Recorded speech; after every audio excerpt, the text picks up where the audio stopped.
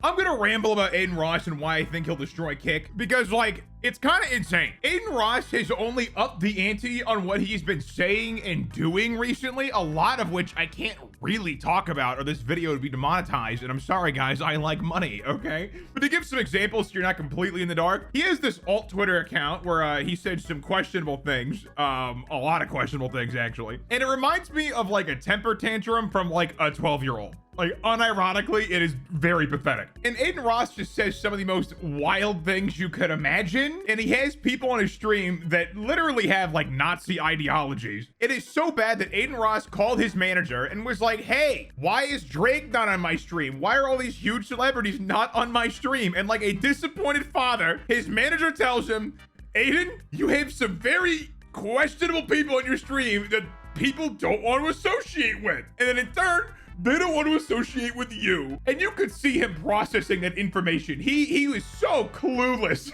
He was so clueless as to why that would affect him personally. Like, this dude is like genuinely brain dead. People on the internet have wild opinions. The internet fosters that kind of environment, right? But out of all of my years on the internet, I don't think I've seen a single person as dumb as Adin Ross being this famous. I'm not even exaggerating. Rice Gum doesn't even come close, I think.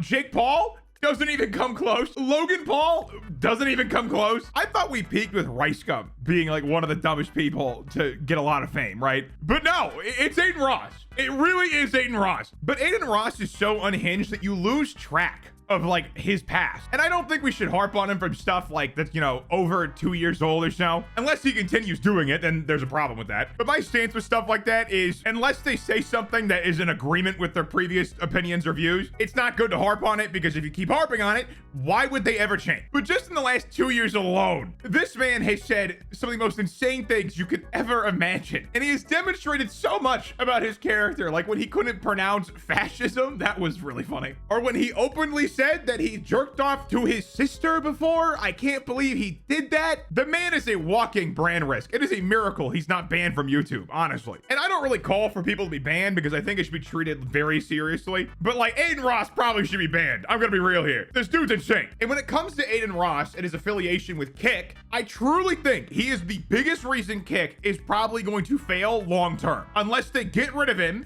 or make him stop. Because he is so unbelievably unhinged with his opinions, how he interacts with people, and how he conducts his stream. Like, he had those weird torture stream things he did a while ago. He started beef with Hassan for like no real reason. He blew up at iShowSpeed because he didn't answer his phone or something stupid. Like, this man is unhinged, and nobody wants to be associated with that. Kick already has reasons you wouldn't want to associate with them. Like the fact that they're basically funded by a gambling website. Some people don't want to be involved with that. I'm not like super against gambling streams. I think it's really bad if it's marketed towards kids, but overall, I don't have a super strong stance on it. I think if it's towards kids, it's bad. If it's adults, I don't care. But that already is an issue for Kick. That's already gonna be a hurdle they have to overcome. And then Adin Ross is like a cherry on top of just, I'm good. Like, I've thought about trying Kick, okay? Kick gives you 95% of your sub revenue. That's huge. But I find Stake a little questionable. And then Adin Ross is on that platform. And there are probably thousands of people in the same boat as me of like,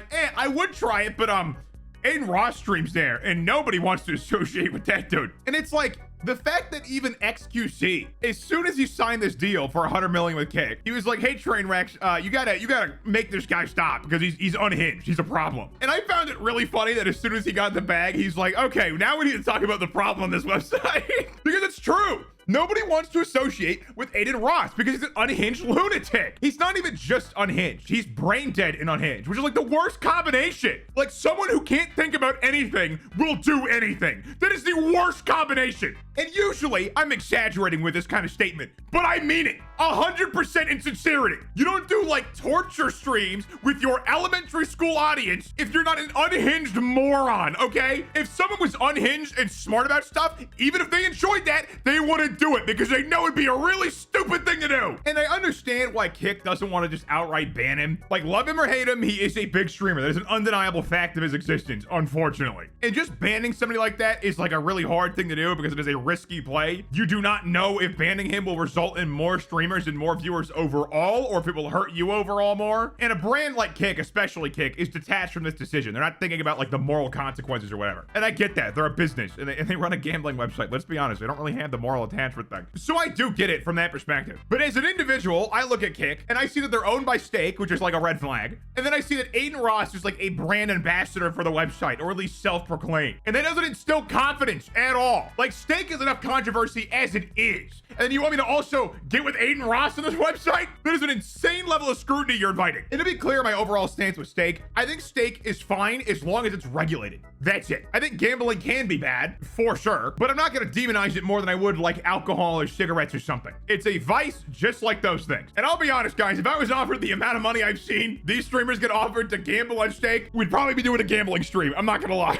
Like, I feel like it would be stupid not to take up these like multi-million-dollar offers for a little bit of gambling on stream. Maybe my tune would change if I made as much money as they do when they get these offers. But as it stands now, if I got millions of dollars offered to me, I would do it, okay? And I bet you would too, let's be honest. But honestly, I'd say that Adin Ross is a bigger problem for Kick than Stake is, which is insane to think about because Stake has had so many controversies in the last little bit. But like, Adin Ross genuinely beats them out in that regard because he doesn't think about anything he says. Like, a lot of this stuff started when he had Nick Fuentes on stream. And if you don't know who Nick Fuentes is, he's just an actual Nazi. I don't think he identifies that way, but his ideology is basically that of a Nazi. And I'm not using that lightly. I'm not one of those people that's like, oh my God, they're such a Nazi. I mean, genuinely, he is a supremacist. He has a lot of Nazi-esque views. I'm not exaggerating that at all. But that's why Adin Ross's manager was like, hey, Adin Ross, Drake does not want to associate with you. You know, he doesn't like the fact that you've had like literal Nazis on stream. They don't really want to get near that with a 10-foot pole. I'm honestly surprised it's like the fact that he's had